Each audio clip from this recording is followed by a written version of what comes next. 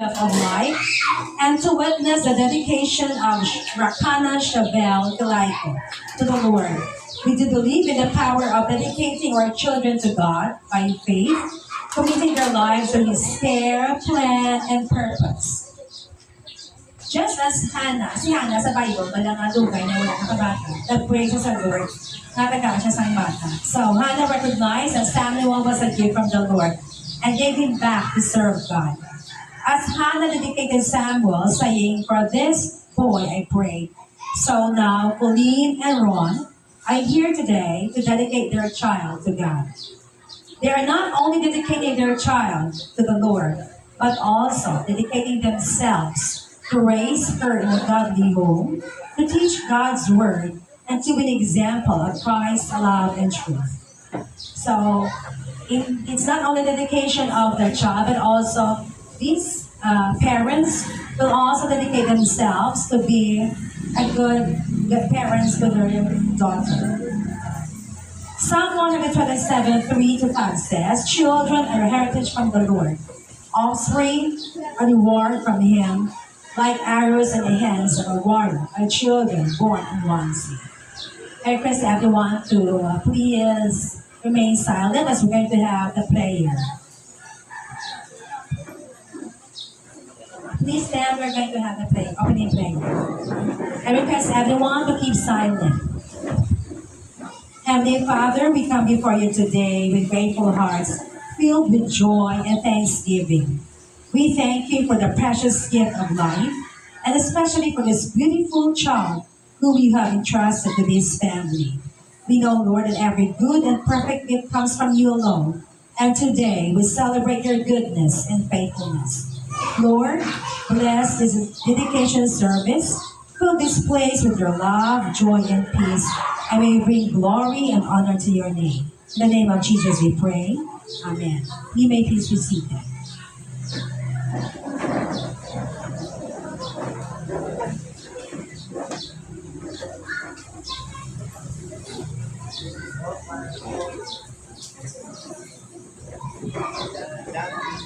Mayong aga sa tanan. Good morning.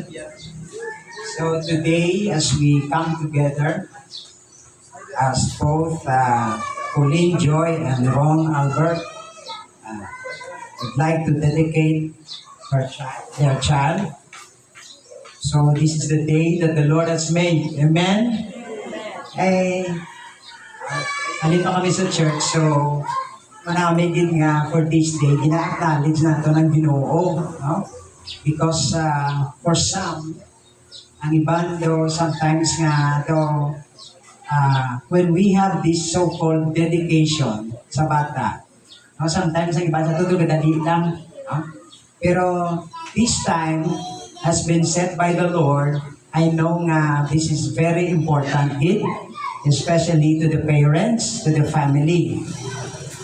So child dedication is our chance to announce in front of the family, friends, and the church family that we follow Deuteronomy 6:5-7 to teach our children about God.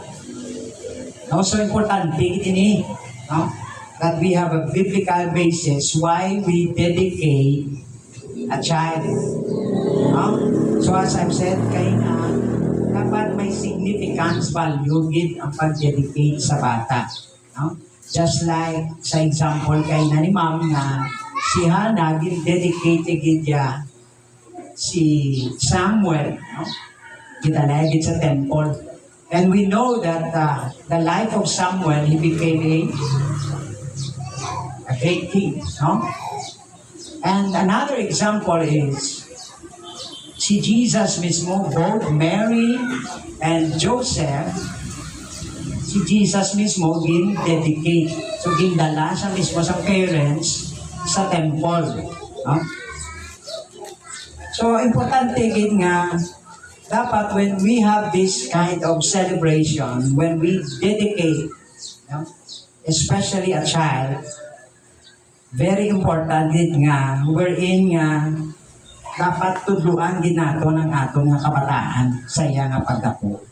especially when we talk about God. So our church is committed to equipping us parents not only to share, live the gospel for our children, but to walk together with others while doing so. In Proverbs 22:6 says, we are simply making a commitment before the Lord in our church family to raise our child up in godliness. So, kung basahan nato ng Deuteronomy 6:5-7, it talks about loving the Lord your God with all your heart and with all your soul and with all your strength. So, ini ba lang ang passage kina-address ko kita actually sa parents kay Colleen at kay Ron, no? Importante ini nga kita mismo nga ginikanan palangga tagidya si Lord God, no? Kaya gina-consider tagidya ang Diyos sa aton nga kabuhi.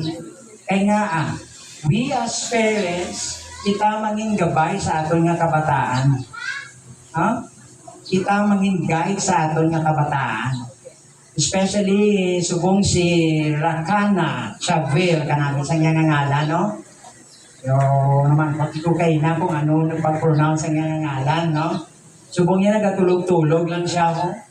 But we know, as we gather today, for us and for the Lord, it has a significance value. Why is it? Nga ano ang rason nga agin-dedicate agin siya sa Ginoo. Okay? Let me give you 3 reasons why we should dedicate our children. May mga ginikanan kita diri, no, kabay pa nga ma-recall naton liwat nga agin-dedicate naton ang aton nga mga kabataan. Una na rason, number 1 is to recognize our children are not our own but belong to the Lord. Tulin and Ron, tandaan din na nato na nga ang mga kabataan, it is belong to the Lord. Iya ganiya siyang Ginoo sa matutod lang. Okay? So this is the time we are reminded that our children are not our own. God created them and He has a plan. So, hindi man siling tuhaw, nagbunga, gid, no? Subong si Rakana, no? We are recognizing that children are a heritage from the Lord. Psalm 127 verse 3. Parents are entrusted with these lives to guide them back toward God. So, Ron and Colleen, kamu giniagalihang mag-guide sa inyo nga bata kay Rakana. No? You have a bigger part and a bigger role, and at the same time, kung akong gani pag-intindi siya ni, mangin ano kita dapat, may mangin liable kita gali, no? How we, kung paano tani dalon ang hindi nga bata sa iya nga pagdako. No? But the Lord is instructing us that dapat, i-lead siya naton towards God. So parents are entrusted with these lives to guide them back toward God. Let us also acknowledge that the child ultimately belongs to God.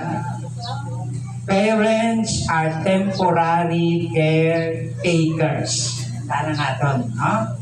Ang mga ginikanan, temporary lang at caretakers sa ilang kabataan. Because it is being said that it belongs to the Lord. Another reason why we should dedicate children, nga ginadedicate it, you shall teach them to your children, taking of them when you are sitting in your house, and when you are walking by the way, and when you lie down, and when you rise. Deuteronomy 11:19. So, bilang ginikanan, galing, dapat ikaw galing mag-iya, no? May time kami sa imo nga kabataan sa pag-istorya, bisang nagapanglakato lang kamo da kung nagalagaw kamo, you have to take time galing and teach your child on the way he should go. Kaya mo na ang bagsang Bible na